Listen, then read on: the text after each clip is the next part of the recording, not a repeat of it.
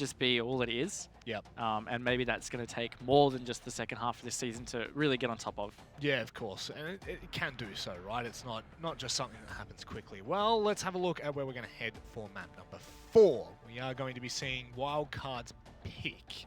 I always like to reassure the audience that it's pick. Theme park off the board first. So 2 different styles of approach in the veto system from what we were talking about before, Raven. Yeah, I'm pretty sure it was TBD that banned it first last time, and that was their first veto last time. So, like I was saying, they're clearly a team that don't want to play theme park. Yes. So that could be used against them in the future. But look, Wildcard going to Consulate. They've been good on Consulate in the past, and I don't know, maybe that's hard to even bring forward now that they've had these roster changes. What they've been good at the past might not be what they're good at now. Well, that's the unfortunate side of it all. Yeah. It is, we are coming to a point where we're hitting a crossroad for Wildcard, and it is, are we going to see improvement, or is this the plateau? Is this as good as it gets? Unfortunately, I don't think Season 11 is where we really get the answer to this question, but it's definitely a place to start. It's a place to start poking and prodding the questions out of them. Speaking of the questions. What question do you want to ask, Rob? Not happy, Jan. But I feel as though the way no one at home has any idea about what I'm talking about. But it's unfortunate. I'm sure you'll see at the end of it. We'll wait and see. But Wildcard for now, the ball's in their court. Yeah. I think that this is... Stop. I feel like... You got this, man. You got this. Let's go. Time. The ball is in their court. It's their turn to really show us whether this is something worth investing in. Whether for the viewer this is something that is a long-term kind of goal, whether that was just a one-off performance last game, which unfortunately when you look back at previous games, it doesn't show that. Yeah, and this next map will kind of dictate how we look at it moving forward. If they're still not really showing a strong performance on Consulate here, I think it's safe to say it's a bit of a slow burn in terms of how their progress will come with the new roster. But maybe they'll show up and they'll just smack TBD, and we can be like, okay, Villa was just a bad map for them. Who knows? This will be a very telling sign. I think that there were very clear issues on Wildcard's behalf on Villa. You saw IBeStyle pull out, I think it was 3 2Ks like that so quickly, and it just didn't feel like there was any need for that to happen. So there are clearly either lines of communication that are being broken or protocols that are not being met by all the members of the team. Because, I mean, I'm sure you can attest to this. Sometimes when you've got your protocols, when you've got your go-tos, and someone isn't listening, someone isn't doing what they need to do, it can crumble around you. So, you know, I really want to be careful in criticizing Wildcard too deeply, but we also need to look at the facts, which is it's not looking promising right now. Yeah, and that's a great point about just one person not listening or doing their job properly, or however you put it. That all has a domino effect. If someone hasn't listened and someone has to then reposition or cover what they were meant to be doing, that leaves a hole, and all it takes is for a good team to see that coming. And they're like, all right, I have that opening now. I can exploit that. And then it's over. Exploitation, my friend. That's what it's all about. Well, we're going to be going to Consulate. Who you got? Look, I'm actually going to say TBD. Yep. I want to say Wildcard, but I really feel like TBD after how they played on Villa. And they've had some strong matches on Consulate before. Yep. And they're the ones with the consistent roster. I think you can fair to say that form could carry through. Yeah, feeling like it's TBD. Well, let's have a look whether the community were watching the last matchup or whether they happen to see the poll and go, yeah, Wildcard. And I think it's, yeah, Wildcard. It doesn't really show a fair... That is definitely not fair, especially after the first match. But it gives us something to talk about in the fact that Wildcard is such a well-known team in the ANZ region that we expect these kind of matches to be like, yep, cool, this is going to be business as usual. Wildcard are going to walk in and they're going to have their performance. They're going to put TBD down. Just hasn't been the case. Yeah, absolutely. And again, with this community poll, I mean, ESL Rainbow Six is it's a global Twitter account. We have lots of global fans tuning in tonight, thankfully, for the ANZ Pro League. And they're going to have seen Wildcard at Tokoname Global Finals, 6 Invitational.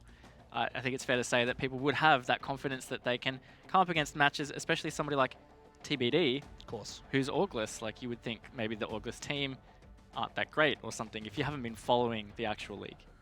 It is easy to do, right? I'm just saying, y'all tripping, you made a mistake, you can remedy that. You actually can't now because that's the final poll. It's a little bit disappointing. But I am going to swing in the favor of TBD too. I think that if the performance on Villa wasn't enough to convince me, I think their entire season has. And I think that that's a testament as to how far they've come and how far they're going to go. They've been a good team in this region for some time, and I think that it's just continuing on in that path. So honestly, this is where I'm happy to say that TBD is definitely the better team. They do have to prove it in the server, though. They do, and it's the telling time for Wildcard. Yes. I mean, Villa can potentially still be written off as that was a bad map, or maybe they'll just say, wow, our Villa is nowhere near as good as we thought. Let's just focus on another. But if they get smacked again on Consulate, well, then we can really start to put the magnifying glass on them and say, is this roster change really working out, or are you just playing the long game? And like you said, maybe that is their intention all along. It's just to play the long rebuild game. They're quite far behind that top 2 positioning, which is where the real big money is for the season. So maybe they're just saying, let's just learn and rebuild. Yeah, rebuild from there and try and, claw back what is lost. Would you say it's lost, or is it missing?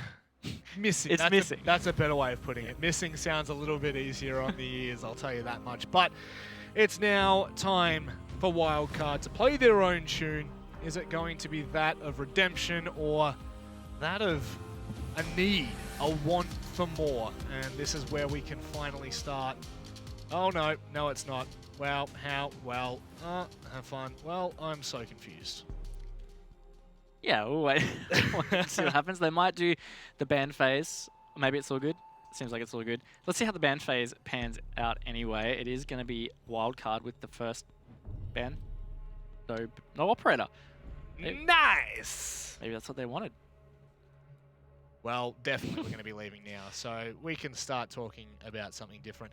Man, I love it because we get to come in and we come into the transition and we get to hype up the match and the teams a little bit more, and then all of a sudden, the big bad rehost. It's like the big bad wolf just comes in and blows the house down, and now we're back at square one again, Raven. Are you saying that we are both collectively Little Red Riding Hood and the wolf, just different fairy tales? I mean, like, you were talking about Three Little Pigs. I was picturing Red Riding Hood, and I was pretty keen to be wearing like a red cape or something. You know what? We can get that for you. I'm sure there's a red cape like it. I see a red shirt over there. I feel like during the game, I want you to go and get it, and then when we come back, I definitely want you to be wearing the... Okay. We'll see how we go with that. Oh, man. This is all fun and games. But for Wildcard, I'm still not sure whether it's fun and games to continue to learn as a team or whether it's not. But one thing's for sure, Villa was not a good indication of where this squad's at. And whether this is going to continue in Season 11 is a huge question mark for me, and I'm sure for the viewers at home, and probably for the players too, because that is a very big statement to make. Swapping out 2 players in Neophyter, who, we've seen be such an animal for Wildcard, as well as Derpe held his own. Obviously, when things aren't going right, you need to make your changes, you need to make your decisions. Unfortunately, there's always one person that gets cut out of that decision, right? So the fact that they've taken 2 players out and replaced them with 2 more, that is a big change. It's a big decision to make. It is, and the unfortunate thing as well is, like, general esports etiquette is teams won't really go out and be super public about their roster changes. So you never really know the full nature of them. Sometimes you hear stuff or something happens on the Twitter TL, but either way, we never fully know what's going on there, and whether this is good or not, I think it's probably going to be a long-term thing for Wildcard. It seems like that's the way it's leaning after what we saw on Villa. Maybe there are just some, you could say, some wounds that are going to take a long time to heal with how things were going on the old lineup. And that maybe these guys aren't necessarily like the full deep fix or the deep heal. It's just some band-aids that are slowly being put on, and eventually everything will just come together. Do we think that that's actually going to happen, or are we going to have to rip off some more band-aids before we get there? Hopefully not. Yeah, I mean, like, they're a likable roster. They've been playing so well for so long. They've got some great personalities, and they've represented Australia quite well internationally at Tokaname. Six Invitational was unfortunately not as great as Tokaname. But I really want to see them bounce back. It's always good to have stronger teams in ANZ, and they were filling that void for quite a while. Yeah. And in general, like, our Pro League has looked much better this season. We keep talking about top and bottom half of like the teams, but it's been much better. Like, those bottom teams have taken points off that top 4. It has really kind of come back around full circle. You know, I think back to when I first started watching the ANZ region, which I want to say was about a year and a half, 2 years ago now. I know that's really fresh. I'm sorry for anyone at home that thought I was a veteran. I do see how far the scene has come in that short time. It's really the gap between the the gap between Sinister and Fnatic. Sure, there is a clear gap in there. There is daylight in there. It's nowhere near as bad as what it used to be. You used to be able to say Fnatic and be like, Yeah, totally. That's going to be an onslaught. Now it's kind of like, okay, if Sinister actually rock up on the day, it's game on. It's anyone's game at that point. Yeah, and I mean, it's actually funny. I was speaking to an American friend the other day that plays Siege, and he's been in touch with APAC Pro League before, and he was noting about like how it's different when he watches it, because back in the day it was just like, oh, Fnatic and maybe one other team will make it to APAC finals. Fnatic make it out. Everybody knows Fnatic. It's always just seemed really strong. Yeah. But he said it's really obvious that it's changed here. Yes. People are competing. I mean, Fnatic had looked really strong in the first half of Season 11, but so did Elevate, and we haven't seen them play off against each other. I know that's going to be a banger. For me, that's my most anticipated match, because they've both been, I guess, the top form teams for this season. And they have been. I think the Elevate has proven their worth. I mean, last year, they did very well, and I'm sure you're going to attest to that as well, because there was a lot of progression. I can see the little cheeky smile on your face. Got to be happy with that. But I do, you know, the fact that we are now seeing, you know, teams kind of come in and out of that top 2 place. For a while there, we were calling Wildcard the best team in ANZ. Yeah. Now it's flipped back to Fnatic, you know. So I really do like this whole struggle for, I wouldn't say the top place, but rather for that kind of upper echelon of the ANZ region. Yeah, and I think even if that second place team is performing better than Fnatic for this second half of the season, or going further ahead, they're going to kind of always be stuck in the shadow, just because of the pure stature and like the name Fnatic and what they've made for themselves in their reputation. Well, what they've achieved is nothing short of incredible over the past couple of years. That's right. It really is a legacy that they've built in ANZ, and not just in ANZ either. You know, I think that's one thing that we always talk about, is the fact that Fnatic have really built a name for themselves worldwide and are well respected in the APAC region. They are seen as the giants. They are seen as the dominant team, and I think that is very much a testament to their entire roster as a whole. However, we are getting a little bit, well, I'm getting a little bit sidetracked there, and I'm going to bring this full circle back to Wildcard, who have been having their recent struggles, but now they find themselves on Consulate with a good opportunity against TBD to pull out the 3 points and deny TBD further progression up the ladder. Yeah, I like the Nomad ban. I want to point that out. It's somewhat common on Consulate, but I think it's a great ban on Consulate, because on the defense, you want to try and be able to move up and down the stairwells. It's a big strength of Consulate that you can have those flank points on defense, or rotation points. And Nomad is really effective on this map in particular, because they're tight, to be able to cut that. So banning that just means that you will have more freedom on defense, and that the attackers are going to have to be more vigilant with how they cover their flanks, or they're watching their flanks. So, round number 1 underway. We are going to be on the top floor. CEO. The TBD starting on that defense. Just very quickly, I'm going to fill this in right as we go, of course. Becoming a spreadsheet addict over there. I really am. DevMarter has just infected me from the inside. I'm just done. I've been corrupted to a spreadsheet person. I love it. So as you said, TBD will be on the defense first. And I was saying before, they've had some strong matches on Consulate, and one that still stands out for me was the season opener against Fury that they had. Just absolutely dismantled them. And I mean, Fury have had a pretty good season so far. I mean, they've been bottom 4, but they've had some great performances against good teams. Taking points against Wildcard, for example. So that's no mean feat. And they 7-1 them on Consulate, I'm pretty sure the scoreline was. So that's strong, and that's something that worries me about Wildcard. TBD have that proven history of being good on this map this season. Attackers have located a bomb. So the season as it stands, Raven, is only 1 week away from finishing. A bomb has been located. Which still amounts to, I believe, 2 more matches for pretty much every team, apart from obviously the teams that are playing today. So there's still a lot more action to go in the ANZ region, that's for sure. And who knows, maybe a shake-up or 2 at the top end of the table. Very possible. But now Wildcard, a lot slower in their approach. Jack Daddy down the line, ensuring that those windows aren't given up for free. Position that Wildcard are going to have to be very careful about there is the one of Mangoes on yellow stairs. Really strong position to play as a smoke, because you can hold the stairs with that shotgun all day long. And he's got ADSs there to protect him, and it was a misplaced EMP actually by Pat. And ADS was not caught at the top of yellow stairs. They've had to use more EMPs just to clear that out. I mean, it's worth it because it's such a strong position. But if it doesn't work, well then they've used all that utility, they haven't gained the control, and what are they going to do when they try to do or deal with the rest of side? Questions to be answered.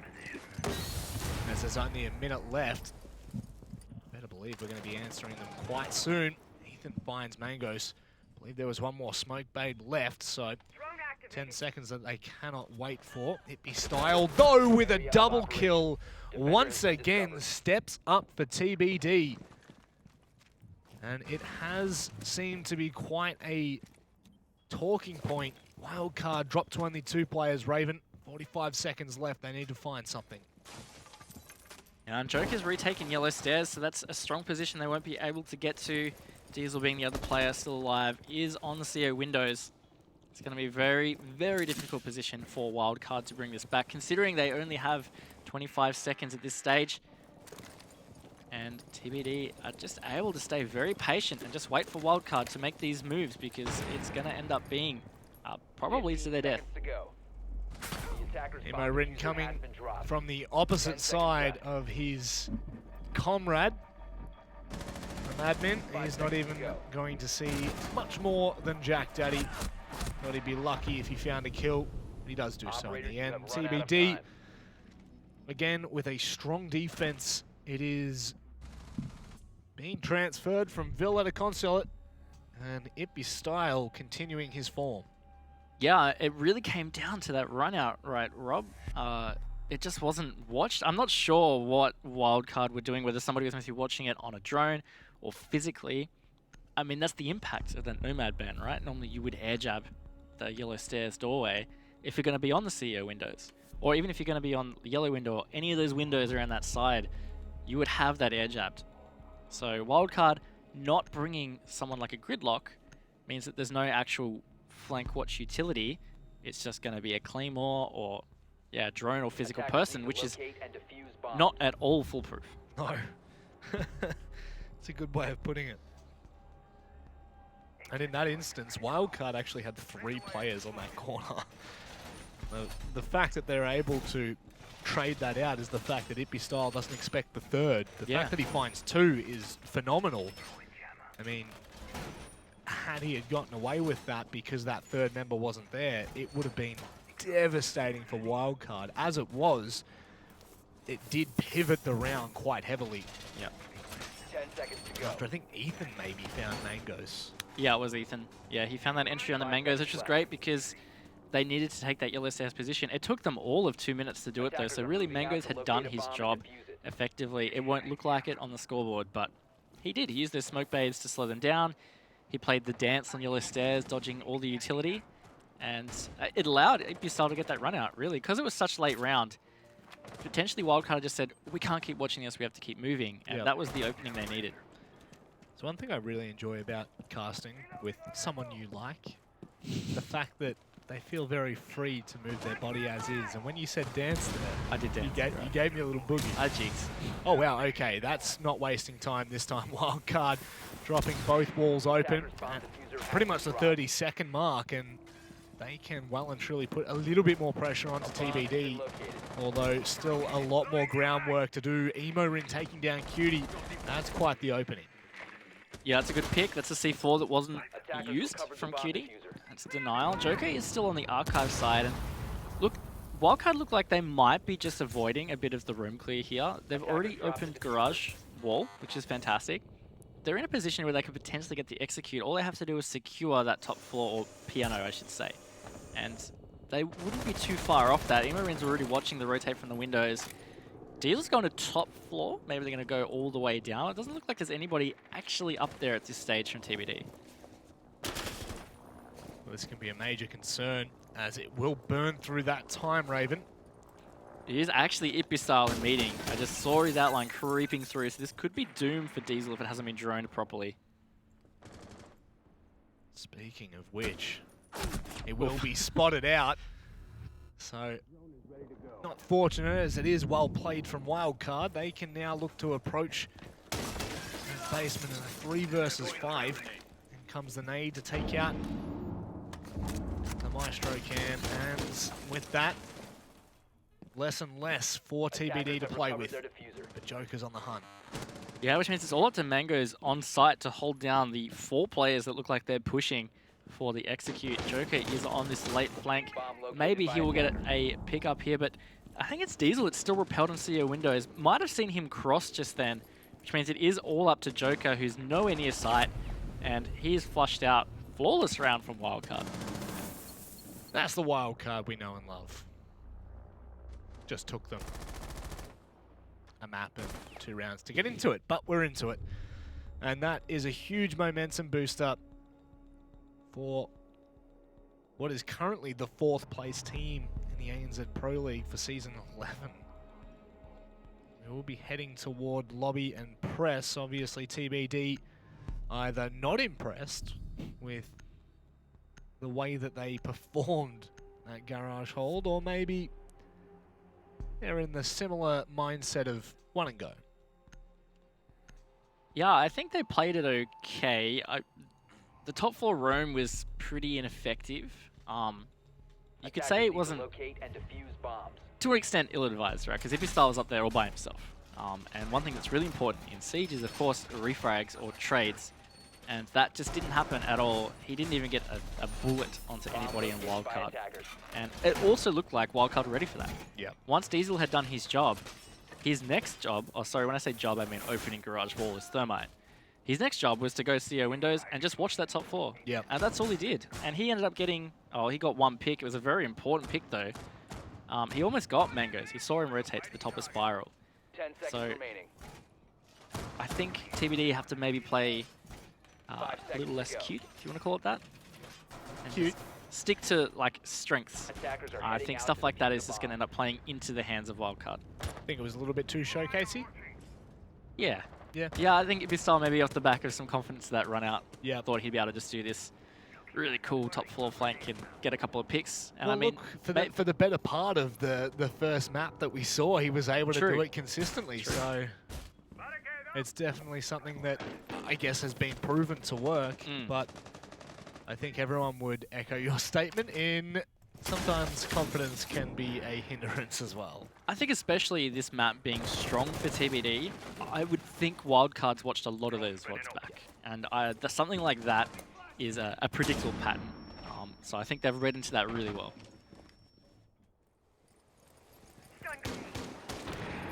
He's all repelling out of CEO. Now comes the flash. He just misses the timing, but he obviously had the drone in hand, so he probably would have been the one to receive that time. Just holds down the line, waits for the secondary peek.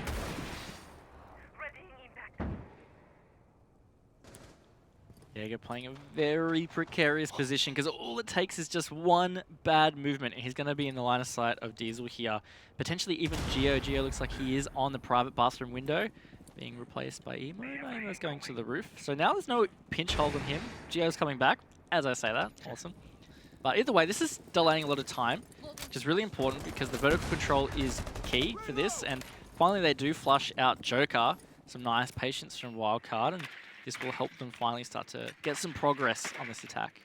Definitely a nice execute with Geo forcing Joker out of position, and patience is definitely a virtue in this case, and as such, a free kill. However, just the Jaeger. Still other bigger, badder boys up on the operator lineup for TBD. Nevertheless, cannot take away from the fact that this is a good start. Nice, Diesel. Who put that pole there? A bomb has been located. Yep. So, into the final 45 seconds, they're still sitting pretty comfy on site. Like, they've had this vertical control. And look, this is IBeStyle again with a top floor flank. Like, I tried to rag on him, but he's just proved me wrong. He's got to pick off of it again. Lack in discipline and thoroughness from Wildcard, allowing him to get up there and get it done. Is it 3 versus 3, but not much time left here, Rob, so they're going to have to try and get onto site and either plant or get some of these frags. That's it. It's about to get hot and heavy, starting to make their way in. At least the trade comes through from Diesel. They're now pushing a little bit deeper onto the site. 10 seconds left. They've got to be extremely careful right now. Diesel's going to try and stick the defuser and have Emo-Rin watch him. But is it going to be too hard to hold? Yes, it is. Mangos will swing from bathroom, and with the wall completely open, it's almost free pickings and a free choice at that point. TBD, another round on the board. Yeah, they're really just chancing it down to Emo-Rin being able to get the flick onto the first person that peeks. If he had killed the guy in public bathroom, maybe he would have been able to hold down the entrance to Piano. But either way, Wildcard not leaving themselves enough time to get something solid down. TBD will get another round. Moving back to the top floor, which Wildcard struggled with last time. And if TBD managed to get this round again, I mean, it's got to start to play in towards this mindset that Wildcard might have throughout this series.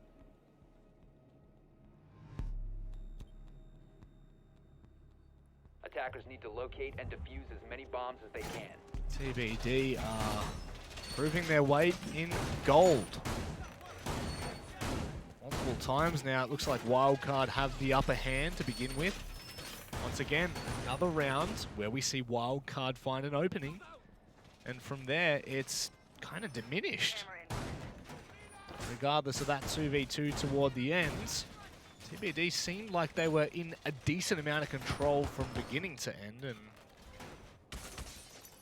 it's now left up to the midway point. They're now 3 rounds through that first half. 5 seconds to go. And in all honesty, it definitely feels like Wildcard are a little rattled, having to make some pretty tough decisions. Yeah, and I'm really curious what adaptations they will be able to make to try and close out this top floor attack. Because last time they struggled a lot, clearing Mangoes out of yellow stairs. And I think that's the biggest factor. Such important map control to take is the yellow stairs. But as I was saying, it also created that opening for IBeStyle to get that peek out, considering how late it was for them to clear it. And they're going to it again. Ethan's on the bathroom window. Emo-Rin and Pat on the roof to assist with clearing that utility. So this is the same procedure as last time.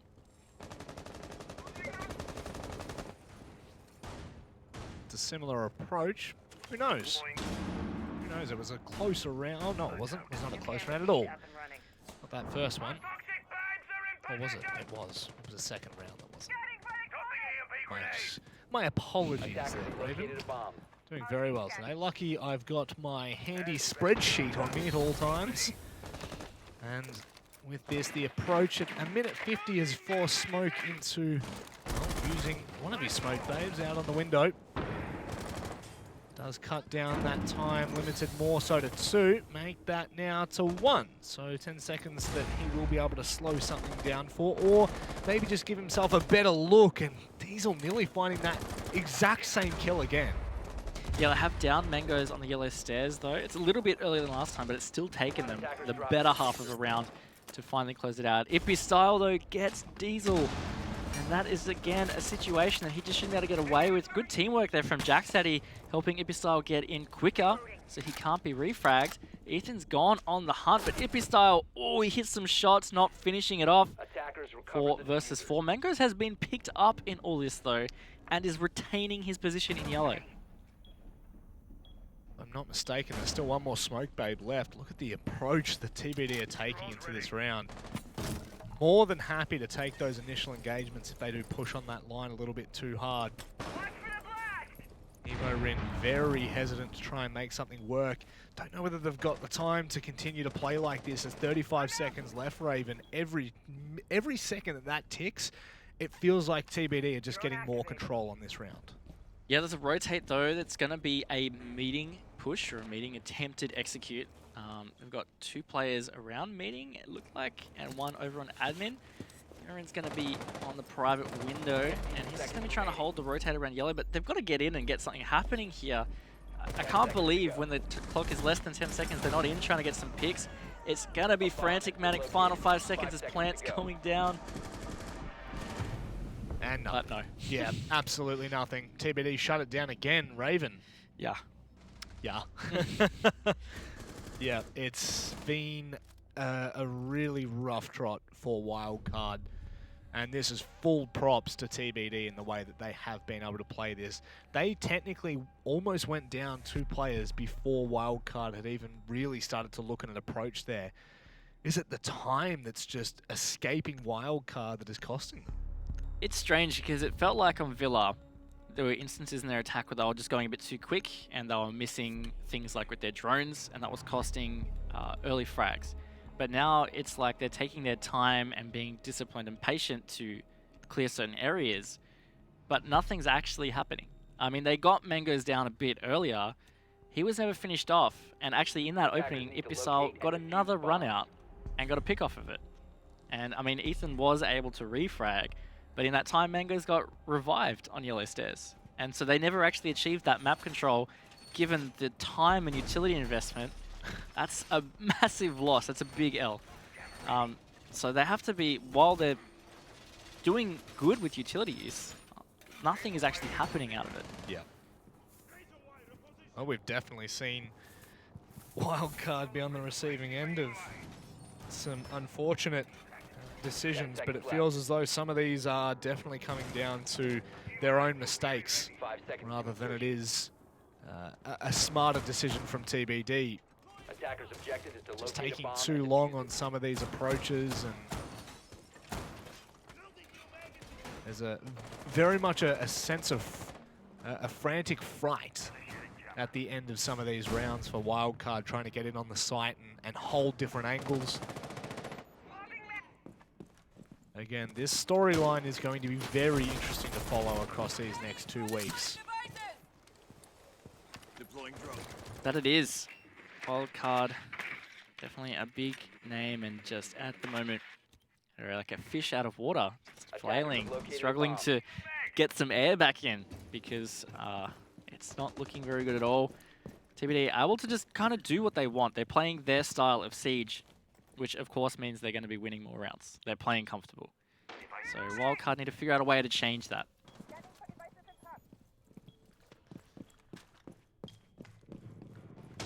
Wildcard at the moment, obviously, have been more inclined to hold those roams and rotates rather on the outside of the building, which can favour with these longer lines on Consulate. Can find some easier rotate cutoffs, especially on that top floor. This time IBeStyle well and truly in amongst the midst of it. How much time will it take them to figure out their approach?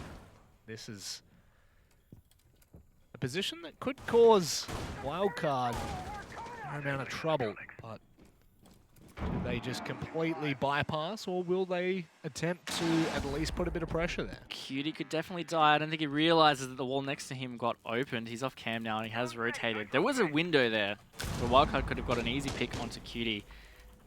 Pat just got down by a C4, I believe, maybe coming up through the hatch in towards the zigzag hallway.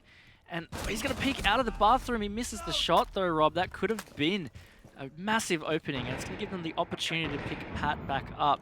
But again, the time wastage huge. They haven't got garage wall open, and we're down to 45 seconds. Style does fall in the meantime. And now we're going to see the pace being picked up a little bit more from Diesel here. Ethan will be able to find Joker. This looks like it could be round over. But Jack Daddy in a very awkward position for Wildcard to deal with. They can hold these certain angles and Wildcard play into their hands. This could be devastating. It could. They need to be getting in and trying to get something happening so that they can bait this out. Jack Daddy does get one, finds another rob. 15 seconds to go to fuse this down, but oof, just in time was Ethan dropping from the hatch. Wildcard get their next round, and I was a bit worried for them there. It wasn't looking too great. That roam clear just taking so long.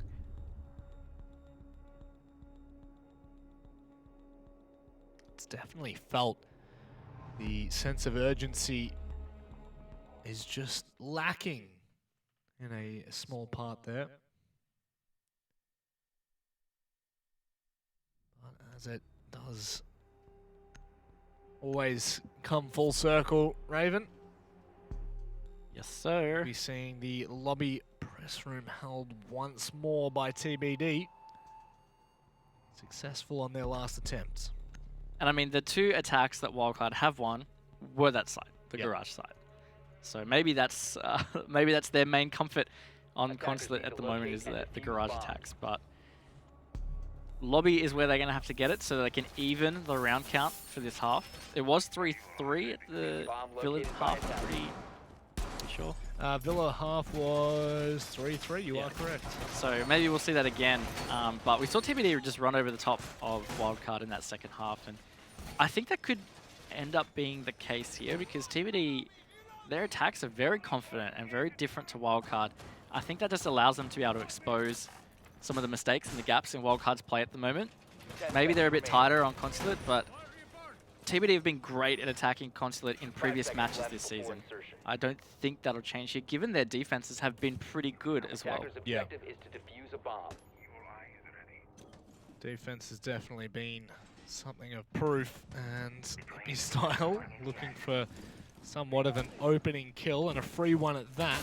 Not going to be rewarded in any such luck. This is something we saw, but I think it was a bit of a deeper approach. Was TBD happy to at least sit IBeStyle upstairs and just be a pain in the backside. Didn't really work last time, and Joker has been caught out on that position twice. So you would dare say that this is something that Wildcard has been able to read pretty easily. Yeah, it's a tough position that Joker's playing because it's a margin of millimeters. If you're just 1 millimeter off, someone will see the edge of your body. I know exactly where you are. You're pretty easy to pinch. So you're playing with fire just by being there in general. And once again, at least this time IBeStyle is there. Whether they will expect that or not, that's another question. Never mind. Oh, we saw something different there. That is totally incorrect. And oh, okay. I mean, I don't mind the attempt. Maybe catch Wildcard off, expecting him to be sticking around, but Joker just hasn't had the impact there I think TBD have been hoping for. Yeah, I mean, he was pretty stuck. So, yeah, I agree. Maybe it was right for him to push out at that stage. He'd already been downed. It was a great use of the dock because it seemed like they were ready for the fact Joker is in a tough position to stay alive in. And it takes time and some patience from Wildcard to get that. So, yeah, the dock use there was great, but either way, he was going to get flushed out. And I like his attempt to try and take someone with him, especially as a Jaeger. At that stage, your job's done, your utility's down. If you can get a trade, that works out. But it didn't work out in this instance. Wildcard have now found themselves into this final minute. They're obtaining this top floor, but IBeStyle, I think, is still actually playing up there. So they haven't actually obtained the top floor. And it's going to start working against them now. 45 seconds to go. It's going to be similar to the last time. They'll end up in piano trying to get a plant down with no good way to cover it. They have just cleared out that bottom floor, or somewhat of it, with Geo on that drone, but like you're saying, Raven, 30 seconds left. It doesn't seem like it's enough. However, they are opening up certain angles that maybe make Jack Daddy a little bit more preemptive. It's going to be IBeStyle to trade back from Pat. It's all of a sudden going the way of Wildcard, and they're going to double down and lock out the rounds. Wildcard will successfully take the last round of the half and ensure the 3-3 scoreline as we head into the second. Yeah, locked half. But I mean, overall, I kind of still feel like TBD had more control of that half than Wildcard. And worries me for sure coming into the next half, because I think TBD are going to run over them with these attacks, but I would love to be wrong. We'll see Wildcard go to defend Cafeteria Garage first, that basement. And this is going to put a big emphasis on how TBD can use their hard breach. At the moment, they've only got the Habana. Maybe something that's, I'm sure you're going to watch quite intently. We're now going to be swapping that side. Will Wildcard have a similar look in that second half that we saw from on Villa or not? Has, however, swapped hands, so if we do follow the same trend, Wildcard feel comfortable on their defensive side, which probably going to bet your bottom dollar they are. Could be finishing a little bit sooner rather than later. I have to say, I think TBD were not reading into or expecting Garage. Their lineup really screams top floor attack because they don't have Thermite or a second hard breach. Yep. They don't have Thatcher. It's going to be really hard for them to get that wall open. And I mean, like, secondary to Thatcher, you might use like a Capital or something like that. They could use vertical play from Cutie and Piano to clear utility on that wall. Yep. But that requires them having map control to do so. They could try it from Piano window, easy to run out on, requires a bit of coordination, not usually something that teams are game to do, and it takes time. So that's going to work in Wildcard's favor. This might have been a really smart play from them to outfox them with operators. It's literally like a sly fox, hey? Wildcard. Still a lot to be desired.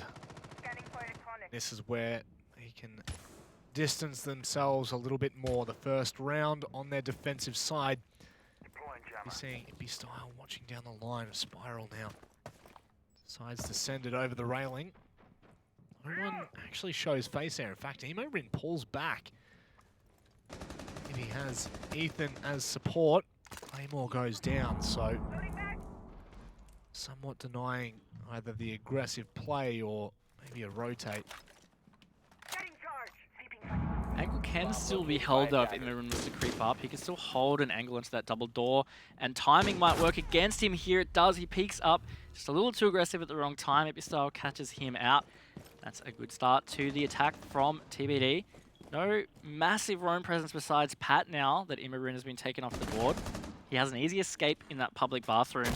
And we'll take a bit of effort to clear. There's some ADSs there. Might just take simply face checking it or pushing through. Pat feeling somewhat of the heat now. Here comes the nade and he just manages to get away with his life. However, into that one-shot area. He now will back away and probably turtle a little bit more with the rest of Wildcard. TBD are making some sort of renovations of their own. Yeah, it's good time management, utility use, because like I was saying, it's going to be hard for them to get the wall open. But they've got this map control. It's taken them a bit of time, but now they can clear that utility and they can start to really open that wall and push down. Mango's finding another pick. They're finding the picks as well. So, ooh, that was a good shot though. That was a very good shot actually. I didn't even realize that Ethan was on the SMG. I just assumed that he was playing for the long angle there, but Smoke Babes will come out now. This is what we know Diesel for. Know and love him. Mango's at the moment going to be sticking that defuser. I don't know whether they're going to be able to deny this, and they have not been able to do so. Mango's might drop here, actually gets away, and only just in the nick of time. Jack Daddy shuts down Diesel. No. Oh, Pat. Oh, Pat. No, we just happened to be on you at that particular time. Oh, that's a bit of a feels bad. Poor Pat.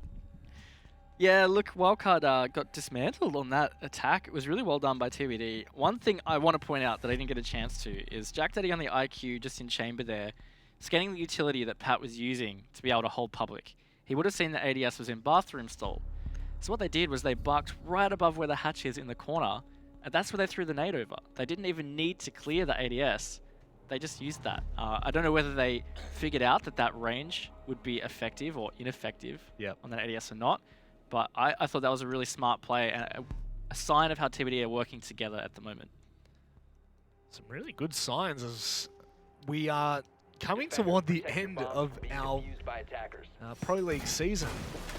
Of course, there's a lot more on the line other than just the lands, which unfortunately have been cancelled due to the certain circumstances. But what it has meant is that, you know, there is a little bit more of an emphasis on the placing of top 2, and even just throughout the entirety of the ladder, there is a little bit more of an urgency for teams to perform.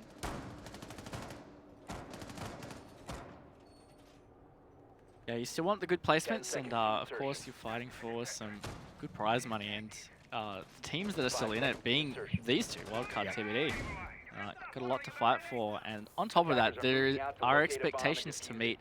So one thing that we haven't really talked about is TBD is still trying to get an org. So they're trying to make a case like, please invest in us if you give us support. Look, we're doing really well without it. Imagine what we could do with it. That kind of thing. So if they manage to get 2 map wins against Wildcard, yeah, Wildcard is still not in great shape. Either way, it's great, and it's putting them in a total top 3 position. TBD getting 2 map wins tonight would really start to separate Wildcard from that top 3 and push them down into that bottom bunch. Again, not something that you would have thought of literally 2 months ago, but fortunately it's just the nature of the beast, and it can come back to haunt you. So that being said, it's TBD's game at the moment. They've looked very good on both maps here, looking pretty comfortable on, I want to say, almost any site they've had to approach, defensive or attacking. Wildcard, however, have always been able to keep themselves in it until this second half. Is this going to continue? Because Cutie finding the opening on the Pat. What the start Wildcard would be hoping for. Definitely not. And TBD just being really efficient with how they're dealing with their attacks. Roam clear has been good. Utility use has been good. And they're taking map control, which is something we weren't really seeing from Wildcard. They've got 2 players below, so they're going to play some vertical. Hopefully they've got intel on site.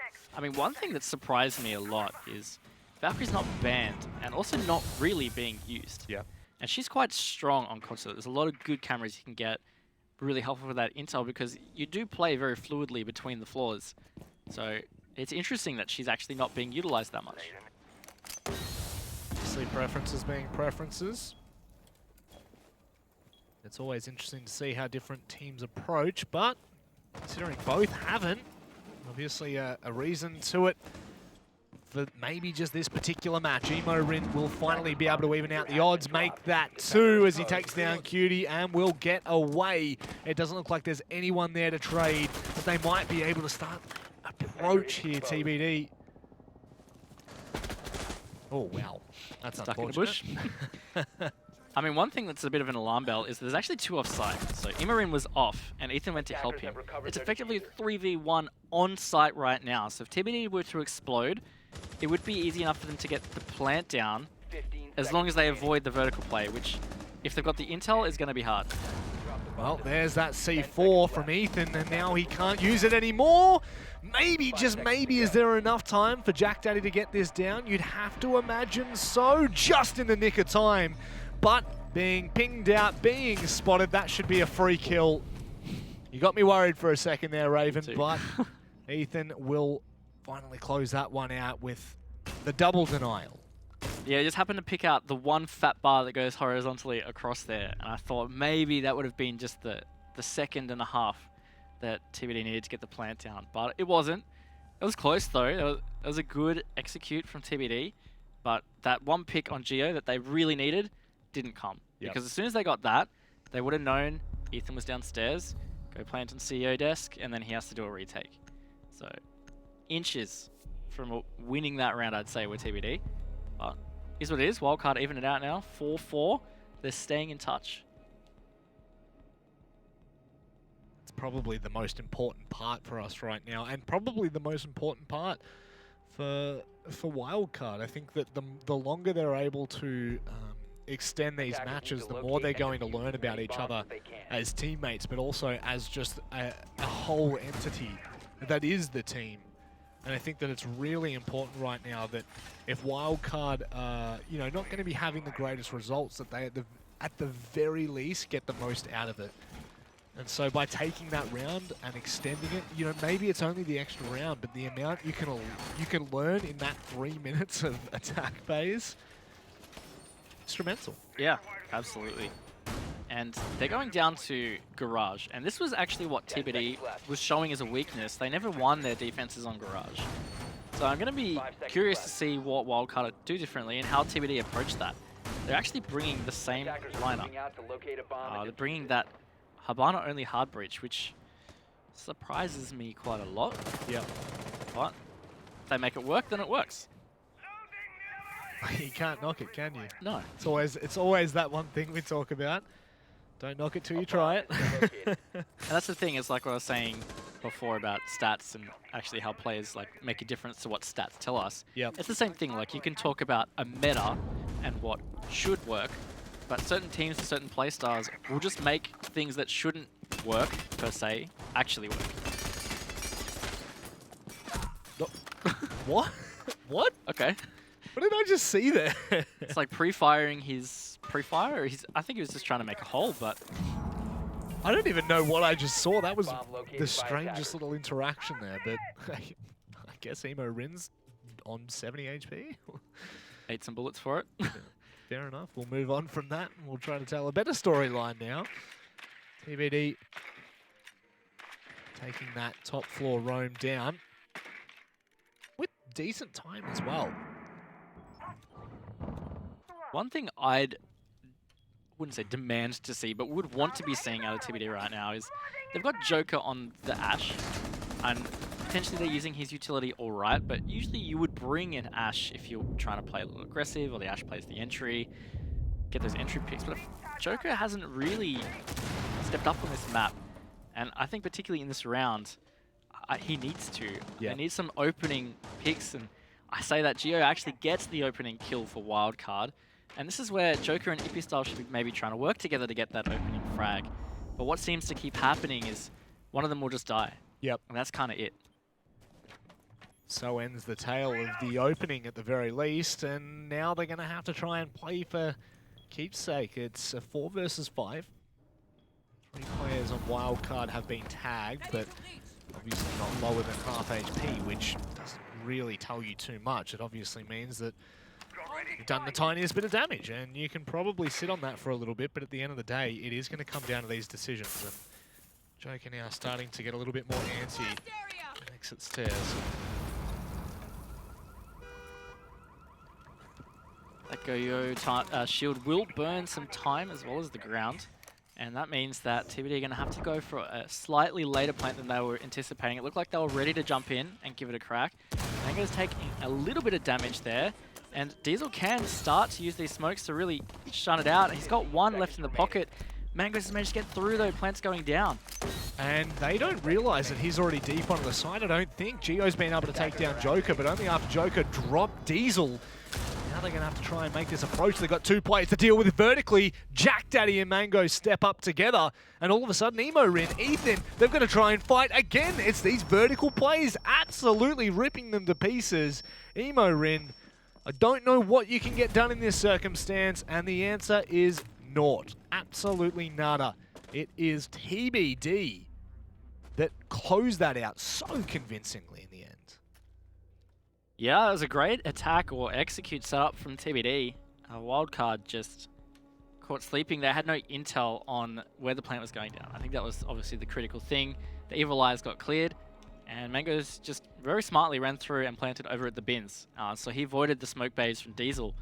Nicely done from him. And we're seeing it again from Wildcard. They're going to repeat the bomb site. Yep. Maybe they just see that one simple oversight and they reckon they can fix that.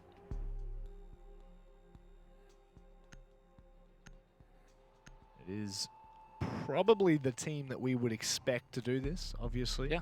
We spoke about it on Villa, Attackers which need to is locate and defuse bombs. the Wildcard's ability to adapt to a lot of these rounds has really been one of the game changers for, I do feel, for their progression in the ANZ region. So more often than not, when you do see an opportunity for them to reattempt and to change something, you probably will. Even with this new iteration, with the new roster, you know, things are changing. I think you'll still see very much the skeleton of Wildcard remain. Yeah, hopefully so. The adaptation they've done here is Ethan did the 6th pick from Mute to Kai. I'm curious whether he's using that just on Garage Wall, or whether maybe they've reinforced the kitchen hatch and the drop. No, Emo just dropped, so that's not the case. Clearly it's going to be for Garage, but not having the Mute means that TBD are going to have more freedom with their drones. Yep. I think one thing that's been really good for TBD, or a strength of TBD, is just their ability to take map control really quick. So not having those mute jammers to deal with might facilitate for that to be quicker. You could definitely see that being a concern. I don't need to add on to the point that you're making there, so you're already seeing how quickly they're getting this done. From east to west, they'll clear the 2nd and 1st floor. It doesn't look like Wildcard have anyone off site. No, they don't. No one particularly roaming in an awkward position that maybe TBD might have to deal with, so they just need to be cautious on their approach. Like you're saying, no mute jammers, easier access, quicker droning phase. They're getting so much information so early on. Doesn't make a whole lot of sense to me either, because it's just going to allow TBD to have more map control quicker. Yeah, they might be vulnerable to C4s in Piano, for example, but the Kai they adapted to stop Garage Wall from being opened. It's not going to matter if Buck gets control of Piano. Yep. He's going to be able to shoot those electric claws and just prevent that from happening in general. So I'm not sure whether this is really going to work out in Wildcard's favour. I'm quite dubious, to be honest. Definitely a bold move, Cotton. See how it pans out. Opening up that flooring, not being given anything other than a C4 in return. Cutie, though, will find Ethan? Question mark? And Yeah. now Wildcard are in a spot of bother. So I'm going to ram it home. I'm going to say that's a bit of a failed adaptation to me. I mean, they might still win this round. I'm probably calling it early, but like they swapped out the mute for the Kaid. It's meant that TBD has taken that map control a lot quicker. They've killed the Kaid, so they can just open Garage now, and they're going to have more time than previously to set up the execute. Now, there is a roam happening. Pat did get one, but it's shut down by Jack Daddy. It's refragged, though, because 2 came up, but shut down again. So it's this game of refrag that we see in Siege, and TBD just running over the top. Yep, I think Diesel was over across on toward the... Yeah, okay, so not even anywhere near the action. Wildcard, I guess they look to make a decision there. If they find a 2 for 1, or if they find 1 for none, it's a decent push, but the problem is they're just so exposed on the site. TBD are already down there and putting the pressure. The plan's down. Diesel is going to slowly and surely attempt to retake this, but there's just nothing left in it. Wildcard have been bamboozled at every point. Maybe a free kill with a shotgun up close. Not even going to grab that. It's, once again, TBD that are consistently surprising us. I want to break that down even more about Wildcard's adaptation. I don't know what they were relying on for that to work out. Maybe that was to hit the C4s because they had the 5 on ground floor, or basement, I should say. So no roamers. So that means that without the mute jammers, TBD got that full map control super quick. So what were they trying to use to deny TBD's vertical play? It had to have been those C4s, but I think I heard 2. I can't remember how many they had, whether it was 2 or 3, but I definitely heard them blowing up and not getting any frags. And if that's all that strat was hinging on to work, I think that's way too flimsy. Yep. It's great to see them trying to adapt, but I don't know what else that was actually meant to have in effect. And it's meant that now TBD is on match point. Around 6-4. Wildcard can only get 1 point out of this series now, at best. That is just crazy once again. Disappointing performance. A sad, sorry start for Wildcard in their second half of the campaign that is Season 11. So, look, it's now or never. They either grab a point or nothing. That's quite literally all it is, Raven, like you've said.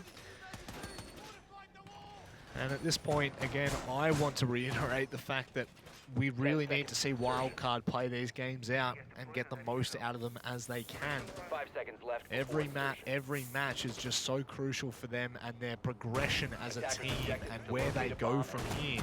The attacker's bomb diffuser has been dropped. Can all start with these matches.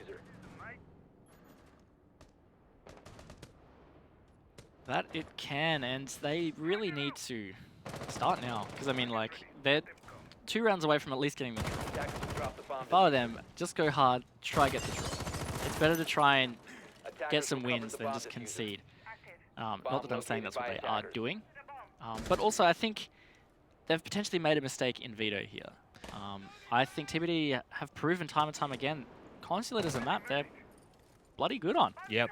And they're proving it here. And even if Wildcard have some counter strats, nothing seems to have really worked that well. I can't say I've seen anything that's overly like, wow, they've totally counter-stratted TBD here. They've got their number. Like, good job.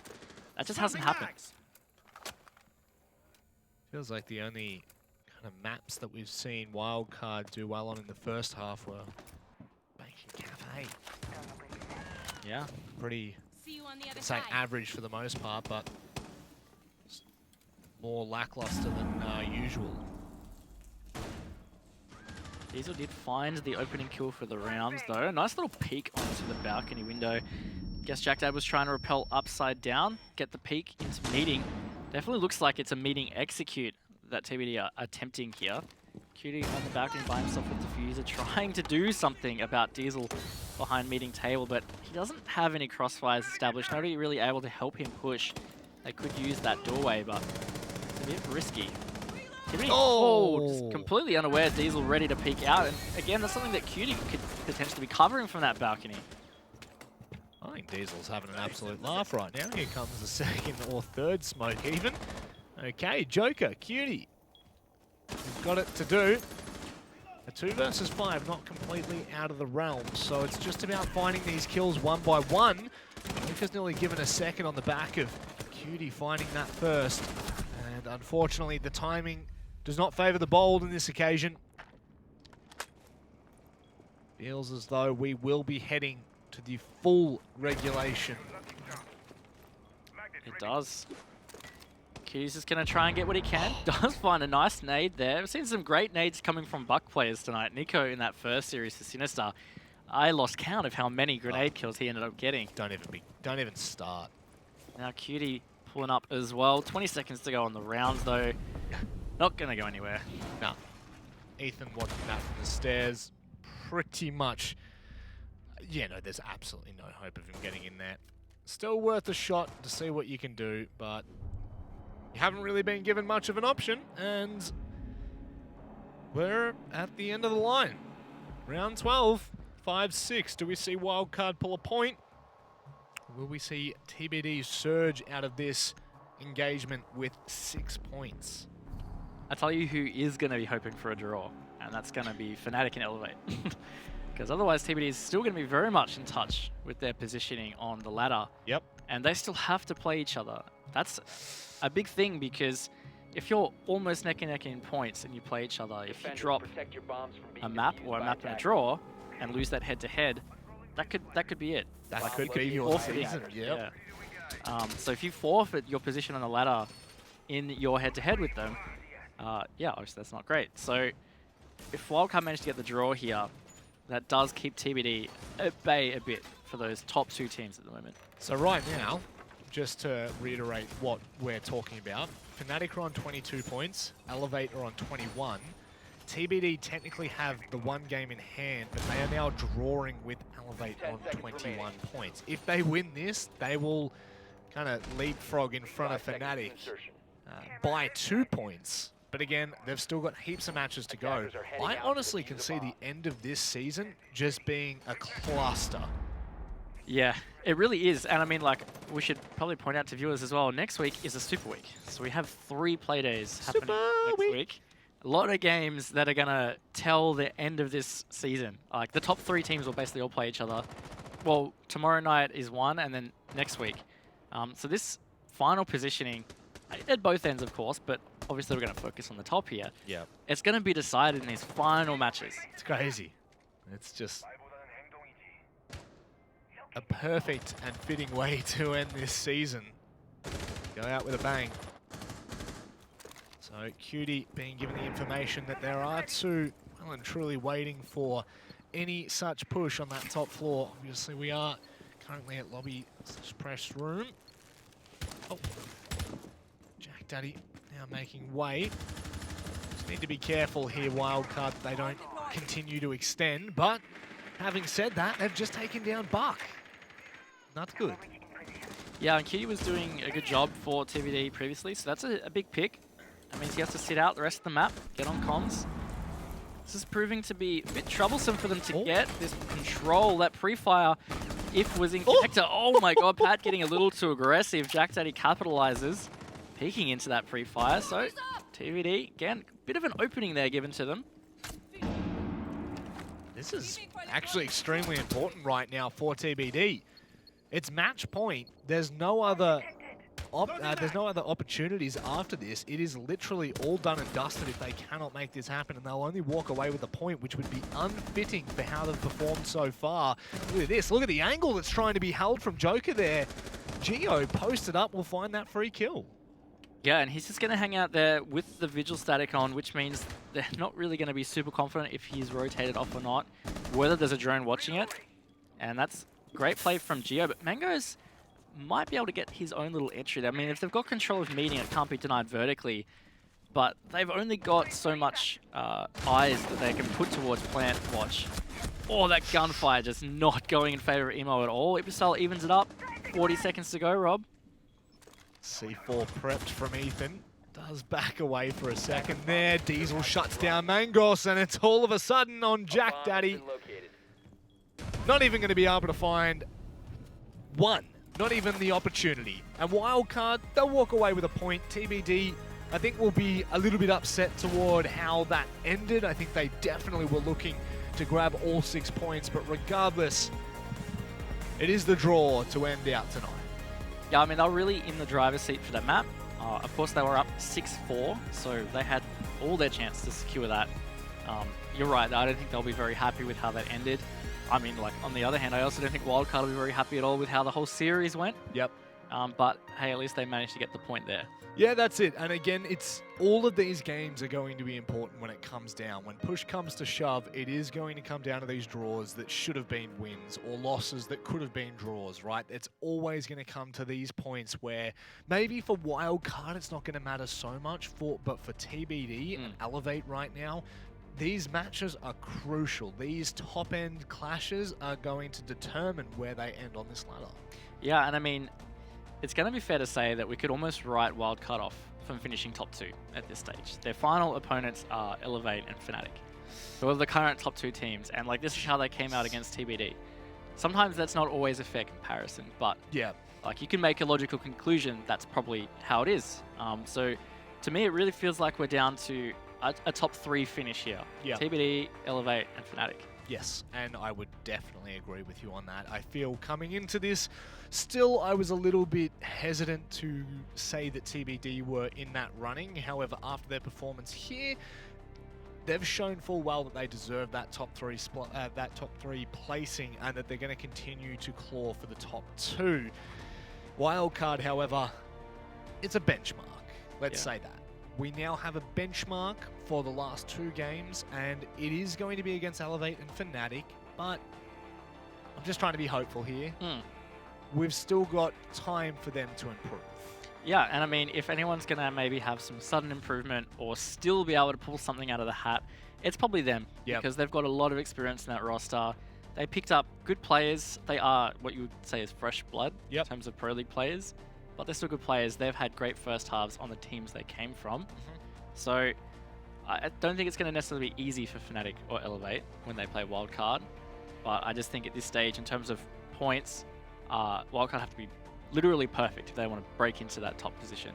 And I think the fun part for that is that it can play Gatekeeper. And I mean, yeah, all it might take is 3 points off Fnatic, and they will be able to maybe claw or maybe push and elevate into the right position. The first of many Elevate puns, I'm sure. Oh, without a doubt. That was awful, and I hope that no one at home enjoyed that for a second, because it came out of my mouth and I didn't enjoy it. So, you know, it's... Man, I don't even know at that point. We'll just keep moving on with Wildcard and TBD. A very good testament to TBD's performance. It was a really good performance from them. They really controlled both maps for a majority of those. And like I said, I think they'll be feeling a bit displeased by the fact they weren't able to get double wins. Yes. So I'd be interested to talk to IBeStyle about that. I'm sure he'll be very vocal and tell us straight away. He's pretty honest, usually up front. So yeah. No, it's these kind of conversations that we are about to have, and we do have after these games. Sometimes they can be a little bit gritty in the fact that, you know, we're talking to teams that have just lost, and it's really hard to get, you know, like positive responses out of them. However, I feel like TBD have been a team this year that have, or this season, it is this year, that have just been positive no matter the outcome. And they've had really good outcomes, so I guess that helps, but they're always very insightful into what they know. Yeah, and I mean, like, that's a really important thing for a team, is to not be stuck in the dumps after those tough series. I mean, like, they lost a map to Pittsburgh Knights that they definitely weren't expecting to lose. And I mean, that Vita went bad for them, and they got rolled on that map. Yeah. And IBeStyle in that interview, I mean, like, he just was like, yeah, that was bad. We weren't meant to let Border through. Yep. Like, you could already tell, like, the attitude. They were like, oh, it's a write-off. Like, it happened. Yeah. They got past it. Like, it clearly hasn't affected them in the rest of their matches. Well, we're actually going to be able to hear from IBeStyle right now. Hey, mate, how you doing? Hello, beautiful human beings. How are we? God, that mustache is gorgeous.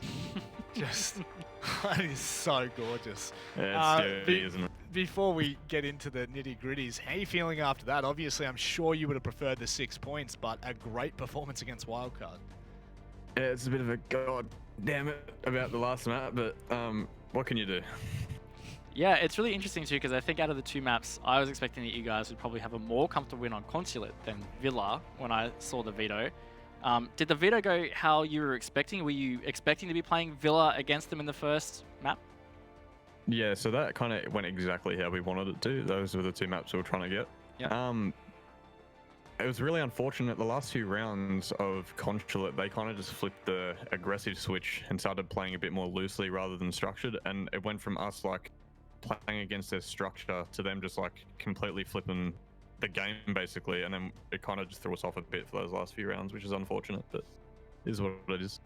And on Villa, you guys had the first half at 3-3. It seemed pretty tight for us. But then in the second half, you guys really accelerated. Was there anything that really differentiated the two halves on Villa that allowed you to get so far ahead? So we had a pretty good feeling that Thatcher was going to be one of their bans, and we kind of knew that that would probably stuff them in the long term, actually, for the way Villa plays. So unfortunate for them. Just the perfect trap card activated. I love that. So currently you are the only team that are orgless in Pro League, sorry to say. You are, however, sitting... well, actually, now you're sitting second in the Pro League. Is there anything you'd like to say for anyone watching right now that might be looking to pick you guys up? As you can see, even though we drew and we've had losses this season, we're still striving for better. So keep your eyes peeled. I love it. Anything to the fans before we let you go? I'll try to keep that top spot, eh? I love it, mate. I love it. Thank you very much for joining us, mate. We'll see you soon. No worries. Cheers, bud. Ciao. That mustache is... Yeah. It's my sleep paralysis. That's toward the end. What are you saying, man? What are you saying? Give up. Look, yeah, he was clearly pretty chuffed with how they played. Yes.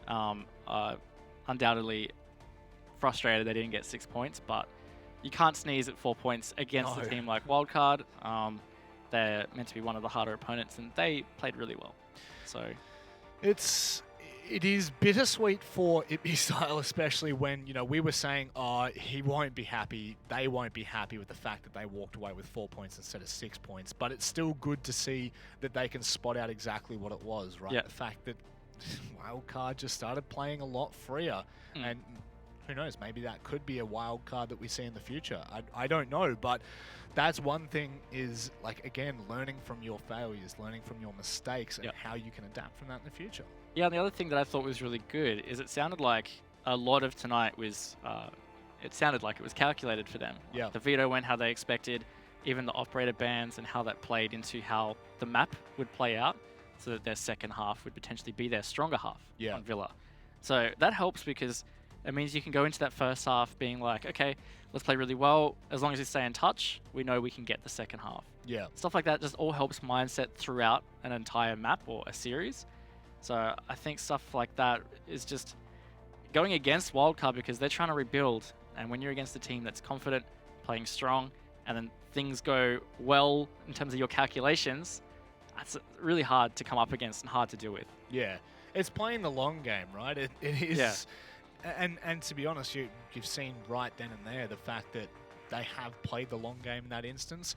And especially on Villa, it has worked out an absolute treat. And this is one thing for Rainbow Six that kind of always has drawn me into it is the fact that, like, it is the 1%ers. It is everything from the way that you approach the ban phase to the veto phase and how you, on the micro, how you take each and every round. Like, it's phenomenal to see that, like, teams like TBD have been doing well and truly their research into a team like Wildcard and cannot just bring an element of a really good fragger, for example. They've got a lot more depth than that to their team. Yeah, and the other thing just about Rainbow in general, as you mentioned, is like sometimes you can do all this prep. So TBD sounded quite prepped for Wildcard and how it all panned out. But let's say in that last round of Consulate, it could just be like the simplest mistake. Maybe there was one call that was just misplaced. Yep. And that can just change the whole thing. Like, it could have been the difference between them getting 3 points or 1 point. It's just one call. Literally one call at the end of a match of two matches that you play and surely are drained by the end of it. It can come down to that. Like, that's kind of terrifying to think of. But one thing I kind of would like to very quickly just play with the narrative of Wildcard for a second here. Those last couple of rounds on Consulate looked a lot more comfortable from them. And whether that's just because they're finding the kills and the openings and the trades, maybe that's one thing. But the fact that they were clearly starting to get a little bit more momentum, is this something do you think that they should probably look to build on? For me, that almost indicates that maybe they're feeling some pressure. Yeah. Because at that stage, they were down 4-6. Like, what do they got to lose? They already lost the first map. Yep. They're on the brink of losing that second map. So they're just like, you know what? Just throw out what we were doing. Let's just play a little more aggressive. Let's play comfortable. And sometimes that all it takes for a team to play better. Yeah. So it could have been too little too late. And maybe they just let that pressure just get to them. Because it's like I was saying earlier, being a roster like Wildcard, and as recognized as they are, when you change two players, people are going to analyze the hell out of you. Yeah. And you're going to know that. So you're going to be wanting to play well. Yeah, and I guess, when the cards come out on the table and we look at Wildcard as a team and where they've come from and where they are now, it is a fall from grace, kind of. Like, it's not so fall from grace. It feels like there has been much turmoil in the way that they've performed and the results that they've had for the past 2-3 months. Yep. And look, if this is the change that they needed to make, it is going to take time. A team that is wounded is still a team that is wounded. You can't just, like you were saying earlier, you can't just stick band-aids on it and hope for the best. So I am hoping for the best for them, but this transition is going to be one of an elongated triumph, I think, if they can make it work. Yeah, it really just feels after tonight, it's probably going to be the long game for them. So I personally don't have massive expectations for them in the next two matches, and I probably think they don't have the highest expectations of themselves. Yep. It's not to say they won't show up, but I just think they're going to be playing it for, let's go for next season, finish this one out, see where we place, we'll work on what we need to, and go from there. Well, you know what? I'm hoping we can grab some clarity. We've got Flux on the line. Flux, hello. Hey, How are you, mate? I'm good, thanks. How are you? Yeah, doing well, doing well. Look, I think the elephant in the room needs to be addressed. We need to ask the obvious question, which is currently with the roster changes you've made, is this season looking more as a building phase, or are you still going for those top spots?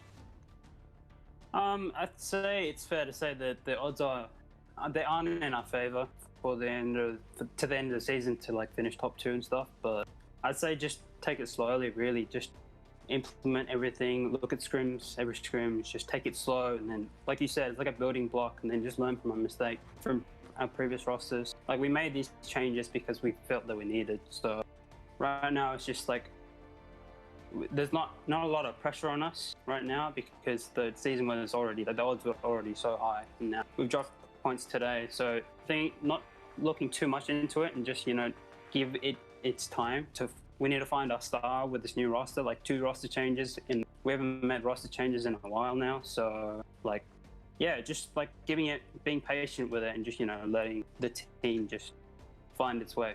So would you say it's fair to say that tonight was kind of like a tipping point? Like, if you guys managed to get 6 points, it was on, but if you didn't, it was like, okay, we just focus on next season. Yeah, I'd say, yeah, I think that's a fair thing to say, yep. Yeah. And then with your performance, I mean, obviously the roster change was a big factor, but was there anything outside of the roster change? Like, was there something that TBD brought out that caught you off guard as well? Was there anything else that compounded the roster change issues? No, I'd say honestly, it's just like I didn't focus too much on, like, we didn't get really phased by a lot of what they did. It's more so just like holes in our own game that's what I focused on the most. Like, sometimes it's just like an angle not being held and then them being able to rotate around, which like really plays into their game because they're a really dynamic team. They like to move around and they capitalize on that, on our weaknesses. So like a lot of it played into their strength, and yeah, basically, yeah, that's all I can pretty also on that. Yeah, beautiful. We know their play style. Like, yeah, you understand how they're going. Well, I've got to ask you this, and it'll be the final question. Do you have anything to say or maybe clarity to bring to viewers at home that might be watching right now that are fans of you? I'd say just give this new roster its patience. Like, I've been watching these guys in scrims that have been popping off, and I'm really excited for the future. So don't give up on us. Thanks for all the continued support ever since day 1, basically, whenever you've been supporting us. And yeah, just be patient, and we'll be back to our good ways, pretty much. Thank you. Beautiful. Thank you very much for that, Flux. Well, take care, and we'll speak to you soon. You too. Cheers, boys.